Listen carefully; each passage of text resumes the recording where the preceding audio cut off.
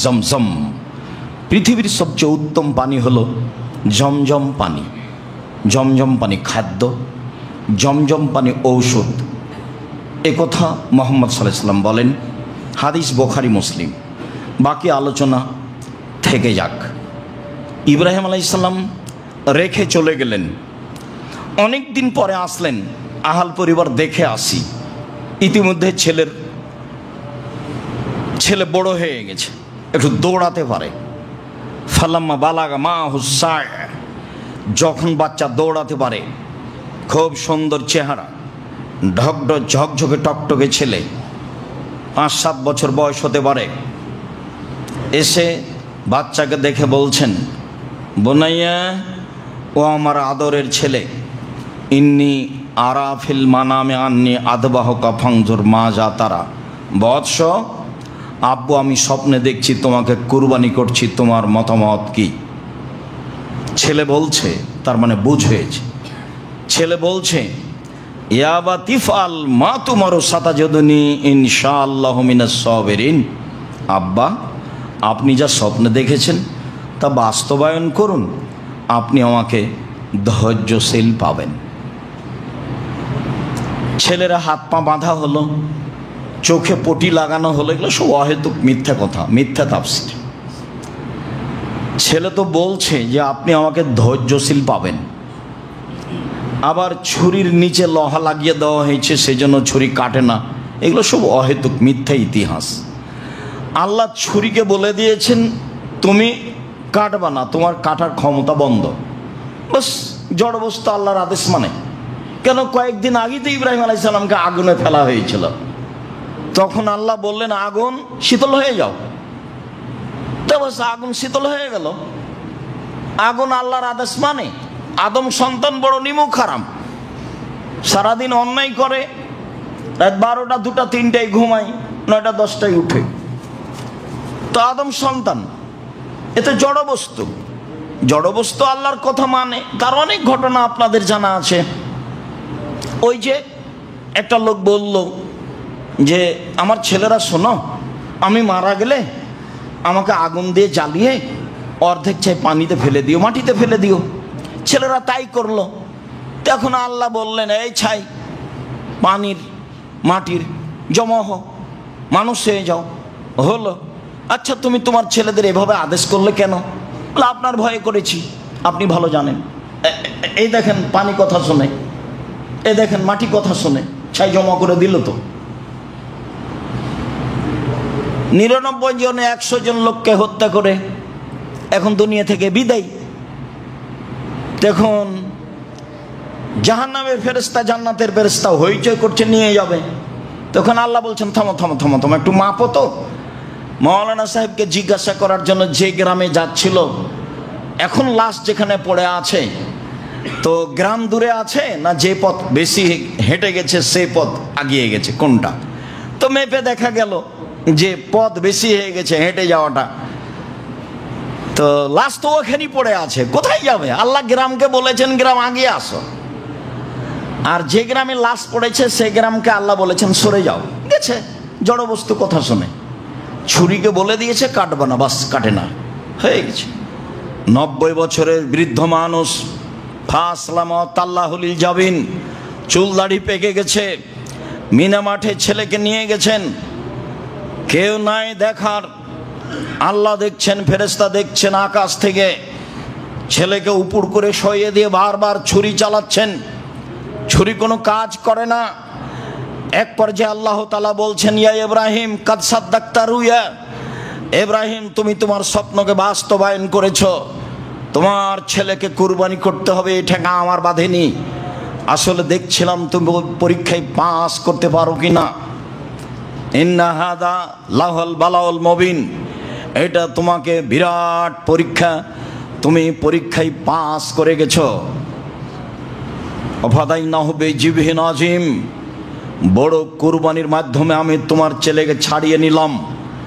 যেই পশুটি আমি আদম আলাইহিস সালামের ছেলের হাবিলের কুরবানি হিসেবে দিয়ে জ্বালিয়ে রেখেছিলাম, সেইটি আবার তোমাকে কুরবানি করতে দিলাম। তুমি সেই পশু কুরবানি করো, এই পশু কুরবানির মাধ্যমে তোমার ছেলে ইসমাইলকে আমি ছাড়িয়ে নিলাম, এটা বড় কুরবানি। আল্লাহ তাআলা বলছেন বেজিবিহিন আযীম, বড় কুরবানি দিয়ে আমি তোমার ছেলেকে ছাড়িয়ে নিলাম। বড় কুরবানি মানে অনেক বড় নেকির কাজ। ছেলে কুরবানি দিতে হবে না, সুন্দর পশু দেখে কুরবানি দিবেন, বাস বড় নেকি হবে। মানুষের পাল্লাই পড়ে হুজুরের বক্তব্যের চোটে পরিবর্তন হয়েন না, চলেন এবার কাছাকাছি আসি। ইব্রাহিম আলাইহিস সালামের কুরবানি, আমাদের কুরবানি, মুহাম্মদ সাল্লাল্লাহু আলাইহি ওয়াসাল্লাম কুরবানি সম্পর্কে কি বলেন স্পষ্ট হই। আল্লাহ বুঝে আমাদের তৌফিক দান, আমল করার তৌফিক দান করুক। আল্লাহুম্মা আমিন। আল্লাহুম্মা সাল্লি আলাইহি আল্লাহুম্মা বারিক আলাইহি।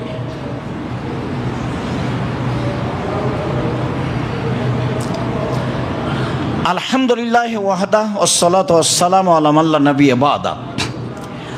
আবু হুরায়রা রাদিয়াল্লাহু তাআলা আনহু বলেন, রাসূল সাল্লাল্লাহু আলাইহি সাল্লাম বলেছেন, মান কানা লাহু সা ওয়া লাম ইজাহি ফালা ইয়াকরাবান্না মুসাল্লানা।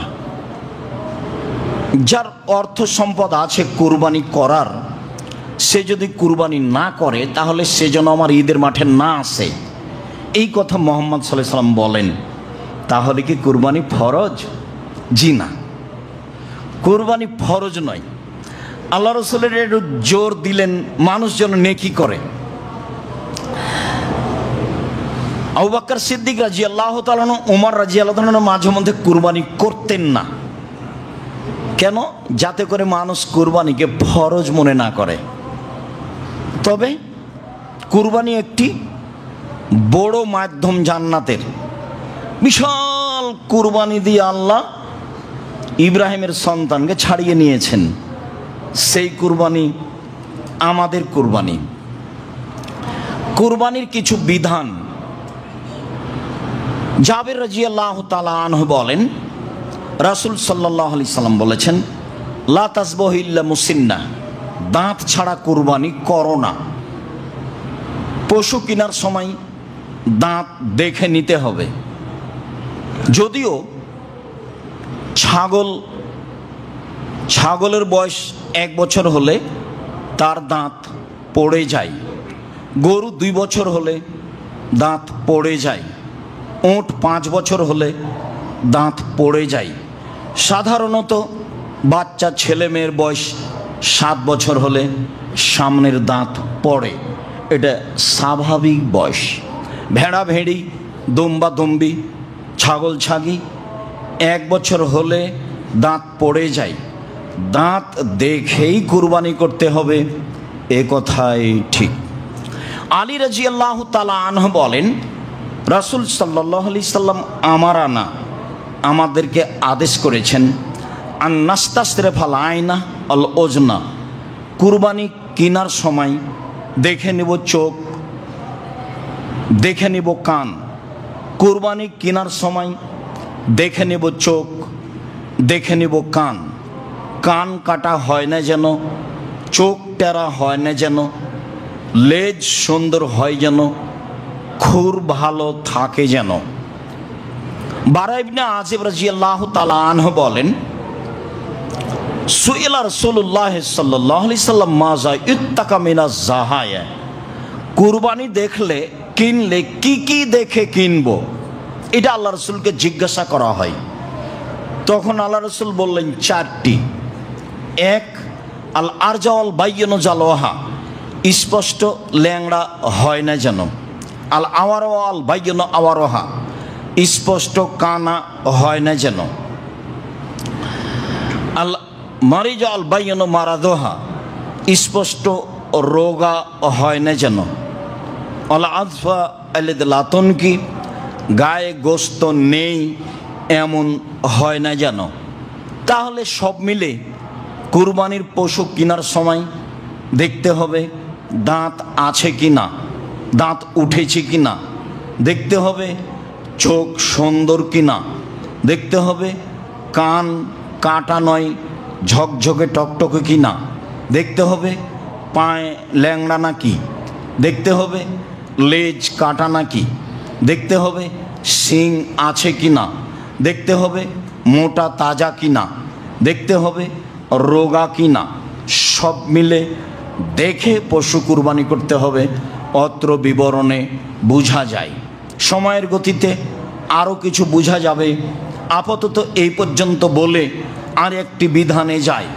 উম্মু সালমা রাদিয়াল্লাহু তাআলা আনহা বলেন, রাসূল সাল্লাল্লাহু আলাইহি সাল্লাম বলেছেন, মান রাআ হেলালা দিলে হিজ্জা, যে ব্যক্তি কুরবানির চাঁদ দেখল, ওয়ারাদা ইউজাহিয়া, এবং কুরবানি করার ইচ্ছা পোষণ করল, ফালা ইয়াখুজ মিন শারিহি ওয়ালা মিন আজফারিহি, সে যেন নখ না কাটে, সে যেন চুল না কাটে, সে যেন নখ না কাটে, সে যেন চুল না কাটে। কুরবানি যিনি করবেন মূলত তারই ওপরে এই বিধান। ছেলেমেয়েরা সবাই মিলে এ আমল করতে পারে, তাতে কোনো সমস্যা নেই, বরং করাই ভালো। তবে বিধান মূলত যিনি মালিক তার উপরে। চন্দ্র উঠে গেলে তিনি নখ কাটতে পাবেন না, তিনি চুল কাটতে পাবেন না, এইটাই বিধান। জাবের রাদিয়াল্লাহু তাআলা আনহু বলেন, রাসূল সাল্লাল্লাহু আলাইহি সাল্লাম বলেছেন, আল বাকারাতু আন সাবাতিন ওয়াল জাজুরু আন সাবাতিন, গরু 7 জনের পক্ষ থেকে, উট 7 জনের পক্ষ থেকে। গরু কুরবানি করা যায় 7 জনের পক্ষ থেকে, উট কুরবানি করা যায় 7 জনের পক্ষ থেকে। আব্দুল ইবনে আব্বাস রাদিয়াল্লাহু তাআলা আনহু বলেন, ইন্না কুন্না মা নবী সাল্লাল্লাহু আলাইহি সাল্লাম ফি সাফারিন, একদা আমরা আল্লাহ রাসূলের সাথে সফরে ছিলাম। ফাহাজার আল আজহা, কুরবানির সময় চলে আসলো। ফাস্তারাকনা ফিল বাকারাতে সাবাতুন ওয়াল জাজুরে আসারা, আমরা গরুতে 7 জন অংশগ্রহণ করলাম আর উটে 10 জন অংশগ্রহণ করলাম। সম্মানিত দিনী ভাই বোন, যারা আমরা উপস্থিত আছি, যারা যন্ত্রের মাধ্যমে অবগত হচ্ছি, যারা সময়ের গতিতে পৃথিবীর বিভিন্ন প্রান্ত থেকে অবগত হব, তাদেরকে আমি বলতে চাচ্ছি যে এতক্ষণ পর্যন্ত যা বললাম ভাগের কুরবানিতে, তাতে জন 7 জন, 7 জন গরুতে, 7 জন উটে, 10 জন উটে, 7 পরিবারে, এই কথা আমরা এখনো পাইনি। পরিবারের কথা যখন আসবে তখন বিষয়টি আবারও স্পষ্ট করব। তবে মনে রাখা ভালো হবে, ধমক শুনে কোনো লাভ নেই, হুজুরের চিৎকার শুনে কোনো লাভ নেই, হুবাহু প্রমাণ হতে হবে, এটাই কথা। যদি জন হয় জন, যদি পরিবার হয় পরিবার। যেহেতু নেকির ব্যাপার, যেহেতু বড় নেকির ব্যাপার, যেহেতু জান্নাত পর বড় মাধ্যম, কাজেই যাতে আল্লাহ সন্তুষ্ট হবেন, যেটা রাসূলের পদ্ধতি হবে, সেটাই হওয়াই ভালো। চলেন এবার ধারাবাহিকভাবে বলি। রাসূল সাল্লাল্লাহু আলাইহি সাল্লাম নিজে কুরবানি কিনেন। আবু হুরায়রা রাদিয়াল্লাহু তাআলা আনহু বলেন, আরাদান নবী সাল্লাল্লাহু আলাইহি সাল্লাম ইউজাহিয়া, আল্লাহর নবী একদা নিজে কুরবানি করার ইচ্ছা করলেন। ফাস্তারা কাবশাইনে আজিমাইনে সামিনাইনে আমলাহাইনে আকরানাইনে মওজু আইনে, তিনি 2টি ভেড়া কিনলেন, মোটা তাজা, গোস্তওয়ালা, শিংওয়ালা, সাদা কালো, অন্ডকোষ বের করা। তিনি নিজে 2টা ভেড়া কিনলেন, যা ছিল মোটা তাজা, যা ছিল খুব বড় সাইজের, যা ছিল শিংওয়ালা, যা ছিল সাদা কালো, যা ছিল অন্ডকোষ বের করা। যেই বলুক অন্ডকোষ বের করলে তাতে খুঁত চলে আসলো কুরবানি হবে না, এটা তার একবারে নগদ মিথ্যা কথা এবং সরাসরি সহিহ হাদিসের বিরোধী কথা। অন্ডকোষ বের করা ষাঁড় গরু খাসি কুরবানি করতে হবে, এটাই সুন্নাত, এটাই সুন্নাত, এটাই সুন্নাত। সম্মানিত দিনী ভাই বোন, তারপরে আনাস রাদিয়াল্লাহু তাআলা আনহু বলেন, জাহা রাসূলুল্লাহ সাল্লাল্লাহু আলাইহি সাল্লাম কাবশাইনে, একদা আল্লাহর নবী দুইটি ভেড়া কুরবানি করলেন। আমলা হাইনে সাদা কালো, আকরা নাইনে সিং অলা। ফাযাবাহু বিয়াদিহি, তিনি নিজে হাতে জবে করলেন। তিনি বিসমিল্লাহ আল্লাহু আকবার বললেন। আনাস বলেন রাআইতুহু, আমি নিজে দেখলাম।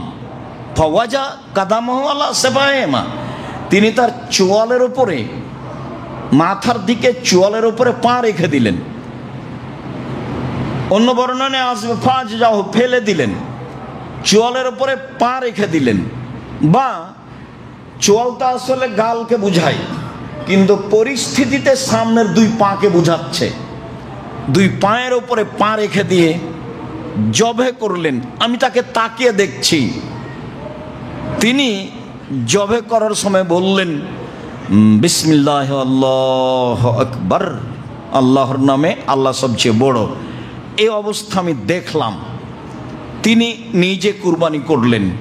এবার তিনি কুরবানি কিনতে বলছেন। আয়েশা রাদিয়াল্লাহু তাআলা আনহা বলেন, আমার রাসূলুল্লাহ সাল্লাল্লাহু আলাইহি সাল্লাম বেকাবশিন, আল্লাহ রাসূল আদেশ করলেন, আনাস একটি ভেড়া কিনে নিয়ে আসো। এটাও বেসাওয়াদিন ও এব্রকো বেসাওয়াদিন ও এনজরো বেসাওয়াদিন। ভেড়া কেনার সময় তুমি দেখবা শিং অলা, কালোতে হাঁটে, কালোতে শয়, কালোতে দেখে। কেনার সময় এটা দেখে, এটা বলে দিচ্ছেন, দেখো যাও একটা ভেড়া কিনো, শিং অলা, কালোতে হাঁটে, কালোতে খায়, কালোতে শয়। মানে কি? পেট কালো। মানে কি? চোখ কালো। মানে কি? পা কালো। তো সব মিলে রঙের মধ্যে কালো ভালো। বিদ্বানগণ বলতে চেয়েছেন যে রহস্য আমরা পূর্ণ উদ্ঘাটন করতে পারি না, আল্লাহই ভালো জানেন। তবে আমরা মনে করছি যে কালো প্রাণী হলে গোশত স্বাদ বেশি হতে পারে, আল্লাহ আলাম। তিনি এ কথা বলেছেন যা হাদিসে এসেছে, স্পষ্ট আপনার সামনে করলাম। ঠৌতিয়ে বেহি লইজে হে বেহি, ঠিক এইরকমই ভেড়া তার কাছে নিয়ে আসা হলো। যখন নিয়ে আসা হলো তখন তিনি বললেন, আয়েশা হালুমিল মুদিয়া, ছুরিটা নিয়ে আসো। এই দিনের পূর্বে ছুরির আরবি যে মুদিয়া তা আমরা শুনিনি, এ কথা সাহাবিগণ বলেন। তো তিনি বললেন, আয়েশা ছুরিটা নিয়ে আসো। সুম্মা কালা, তারপর তিনি বললেন, আয়েশা বাস হাজিহা বেহাজারিন, পাথর দিয়ে তাকে ধারালো করো। ছুরি ধারালো কাজ আমাদের দেশে পুরুষে করে। আল্লাহর নবী আয়েশাকে বলছেন, প্রায় সব কথাই তিনি আয়েশাকে বলতেন, আদেশ করতেন। আয়েশা জায় নামাজটা নিয়ে আসো, আয়েশা এক গ্লাস পানি নিয়ে আসো, আয়েশা আমার মাথার চুল চিরুনি করে দাও, আয়েশা ছুরি নিয়ে আসো, আয়েশা ছুরিটা ধারালো করে নিয়ে আসো। বুঝতে পারছেন? আমার দিনী বোনদেরকে এখানে আর একটা কথা বলে রাখছি, সারা পৃথিবীর যত দিনী বোন বাংলা ভাষায় শরীয়ত অবগত হবেন, হচ্ছেন, আল্লাহর নবী স্ত্রীর নাম ধরে রাখতেন। একটু আগে চলে গেল বুখারী মুসলিমের হাদিস, ইব্রাহিম আপনি কোথায় যাচ্ছেন? ইব্রাহিম আপনি কোথায় যাচ্ছেন?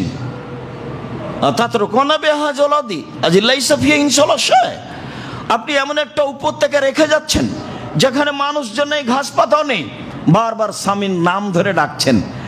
তো ইব্রাহিম কি কোনো সাধারণ মানুষ? ইব্রাহিম আমার মত আর আপনার মতো দেশের প্রেসিডেন্ট, দেশের মন্ত্রী। ইব্রাহিম আলাইহিস সালামের কাছে আপনার 5 পয়সা দাম আছে? পৃথিবীর এত বড় মানুষকে তার স্ত্রী বলছেন ইব্রাহিম, মানে স্বামীর নাম ধরে ডাকাই ভালো। কেউ যদি বলে স্বামীর নাম ধরে ডাকলে বেয়াদবি, বেয়াদবি বলাই বেয়াদবি। মানুষের নাম ধরে ডাকতে হবে, এটাই সুন্নাত। দেশের কোন কোন জায়গাতে আছে, কোন মহিলা যদি স্বামীর নাম ধরে ডাকে তাহলে তার স্বামী মারা যাবে, ও স্বামীকে খেয়ে নিলে ও হলো কুলক্ষণী বউ। এগুলো প্রথা আছে। পরস্পরের নাম ধরে ডাকলে ভালোবাসা ভ্রাতৃত্ব বাড়ে। দেখেন না, আপনি বারবার বলছেন আয়েশা ছুরিটা নিয়ে আসো, ছুরিটা ধারালো করে নিয়ে আসো। ফাফালাত, তাই করলেন। ফাঁকা যাহা, ভেড়াটা হাতে নিলেন।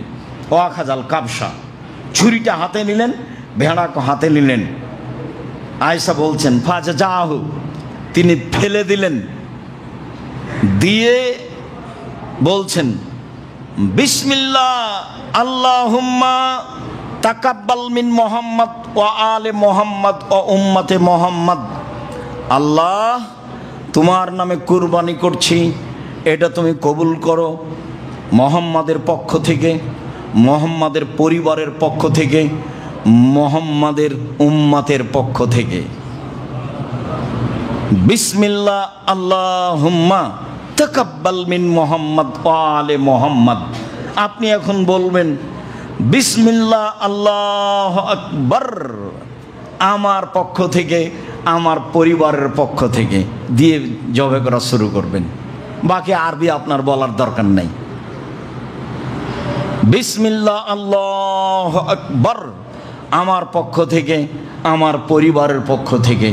এবার চলেন যাই, ধারাবাহিক কয়েকটা হাদিস পেশ করি যে আপনার পক্ষ থেকে আর আপনার পরিবারের পক্ষ থেকে একটি প্রাণী কুরবানি করতে হবে। প্রমাণে এই বুখারী মুসলিমের হাদিস 1, যেটা এখন বললাম। এইটা, এই যে বলছেন আল্লাহ তুমি এই কুরবানি কবুল করো আমার পক্ষ থেকে, মুহাম্মাদের পরিবারের পক্ষ থেকে, আর মুহাম্মাদের উম্মতের পক্ষ থেকে। তাহলে তার পক্ষ থেকে আর তার পরিবারের পক্ষ থেকে একটি ভেড়া কুরবানি করলেন। হাদিস বুখারী মুসলিম 2। আয়েশা রাদিয়াল্লাহু তাআলা আনহা বলেন ইন্না রাসূলুল্লাহ সাল্লাল্লাহু আলাইহি সাল্লাম আনহারা আন আলি মুহাম্মদ ফি হাজ্জাতিল ওয়াদায়ে বাকারাতান ওয়াহিদা। আল্লাহর নবী তার পরিবারের পক্ষ থেকে একটি গাভী গরু কোরবানি করেছিলেন বিদায় হজে। হাদিস বুখারী। আল্লাহর নবী তার স্ত্রীদের পক্ষ থেকে, তার পরিবারের পক্ষ থেকে একটি গাভী, একটি গরু কুরবানি করেছিলেন। হাদিস বুখারী। আব্দুল্লাহ ইবনে হিশাম বলেন কান নবী সাল্লাল্লাহু আলাইহি সাল্লাম ইজাহি বিসাত আন জামিয়া আহলিহি। আল্লাহর নবী একটি ভেড়া কুরবানি করেছিলেন তার পরিবারের সবার পক্ষ থেকে। একটি ভেড়া কুরবানি করেছিলেন তার পরিবারের সবার পক্ষ থেকে। মেখনাফ ইবনে হানিফ বলেন যে ইন্না কুন্না মান নবী সাল্লাল্লাহু আলাইহি সাল্লাম বিআরাফাতা ফি হাজ্জাতিল ওয়াদাই। আমরা রাসূলের পাশে ছিলাম বিদায় হজের দিন। আমরা রাসূলের পাশে ছিলাম বিদায় হজের দিন। তিনি বক্তব্যের এক পর্যায়ে বললেন ইয়া আইয়ুহান নাস, হে পৃথিবীর মানুষ, মনে রেখো ইন্না আলা কুল্লি আহলি বাইতিন ফি কুল্লি আমিন উজিয়া, প্রত্যেক পরিবারের পক্ষ থেকে একটি কুরবানি হতে হবে। হে পৃথিবীর মানুষ, মনে রেখো কিয়ামত পর্যন্ত অন্তত একটি পরিবারের পক্ষ থেকে একটি প্রাণী কুরবানি হতে হবে। আতা ইবনে ইয়াসার রাদিয়াল্লাহু তাআলা আনহু বলেন সাআলতু আবু আইয়ুব আল আনসারী, আমি আইয়ুব আনসারীকে জিজ্ঞাসা করলাম, আচ্ছা ভাইজান, কাইফা কানাতি যাহায়া ফি আহাদি রাসূলিল্লাহ সাল্লাল্লাহু আলাইহি সাল্লাম, রাসূলের যুগে কুরবানির প্রথাটা কেমন ছিল? রাসূলের যুগে সাহাবীগণ কিভাবে কুরবানি করতেন, এটা জিজ্ঞাসা। এখন আবু আইয়ুব আনসারী বিশিষ্ট সাহাবী, উনি বলছেন কানা রাজুলু ইজাহি বিসাত, লোক মানুষ জবে করত একটি ছাগল, আনহু ওয়ান আহলে বাইতিহি, তার পক্ষ থেকে, তার পরিবারের পক্ষ থেকে। ফায়াকুলুনা ওয়া ইয়াতিমুনা, তারা খেত খাওয়াতো, খেত খাওয়াতো, খেত খাওয়াতো। এখন পর্যন্ত আপনার সামনে 4 থেকে 5টি হাদিস পেশ করলাম, সবই প্রমাণ করে ব্যক্তি ও তার পরিবারের পক্ষ থেকে একটি প্রাণী, ব্যক্তি ও তার পরিবারের পক্ষ থেকে একটি প্রাণী। হজের মৌসুমে তিনি কুরবানি করেছিলেন 100টি উট, 63টি নিজে হাতে করেছিলেন, বাকি আলীকে করতে বলেছিলেন। ওই বুখারী মুসলিমের হাদিসে বোঝা যায় যেহেতু কুরবানি অনেক বড় নেকির কাজ, যার যেমন টাকা আছে সে তেমন করে নেবে, নেকি হিসেবে 10টা 2টা 5টা 1টা যে যা পারে। সম্মানিত দিনী ভাই বোন, এখানে আর একটু কথা বলার পূর্বে আবারও পিছে ফিরে আসি। পিছে ফিরে এসে বলি, জরুরি কথা যে ভাগে কুরবানির প্রমাণে কোনো হাদিস নেই। ভাগে কুরবানির প্রমাণে আছে জন, ব্যক্তি।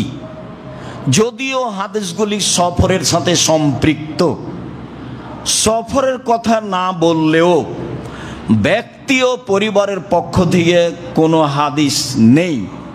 এ যাবৎ 1990 সাল থেকে নিয়ে এখন পর্যন্ত 7 পরিবারের পক্ষ থেকে একটি প্রাণী কুরবানি করতে হবে এমন কোনো হাদিস আমরা অবগত হতে পারিনি। এদেশের আহলে হাদিস হিসেবে একজন বড় মাওলানা ছিলেন আব্দুল্লাহ কাফি আল কুরাইশি রাহিমাহুল্লাহ, জমিয়তের প্রধান ব্যক্তি ছিলেন এবং বড় পণ্ডিত মানুষ ছিলেন। আল্লাহ তাকে মাফ করুক, তার কবরের শাস্তি মাফ করুক, তার কবরকে প্রশস্ত আলোকিত করুক। তিনি বলেছেন, একটি গরুতে 7টি পরিবার অংশগ্রহণ করবে এমন কোনো হাদিস অবগত আমি নই। আর আমি আব্দুর রাজ্জাক বিন ইউসুফ সাধারণ মানুষ, একেবারেই সাধারণ। আপনাকে আমি খুব ভালোবাসি। আমার দীর্ঘ 35 বছরের তদন্তে আমার বিদ্যা কম, তদন্ত করি বেশি, আপনার বিদ্যা বেশি, এটা আমি মেনে নিই। আমার তদন্তের অভাব নাই আলহামদুলিল্লাহ। তাতে আমার অবগতিতে একটা গরুতে, একটা প্রাণীতে 7টা পরিবার অংশগ্রহণ করবে এমন কোনো হাদিস এ যাবৎ প্রমাণ হয়নি, কিয়ামত পর্যন্ত প্রমাণ হবে না বলে আমার জোরালো দাবি। সম্মানিত দিনী ভাই বোন, ইনশাআল্লাহ। এরপরে আমি বলছি, পরিবারের পক্ষ থেকে পশু কুরবানি করুন। টাকা বেশি আছে, ঢাকায় ব্যবস্থা রয়েছে আজও উট কুরবানি করার, করেন, উট কুরবানি করেন, বেশি নেকির ব্যাপার, একাধিক করেন। তো টাকা কম আছে,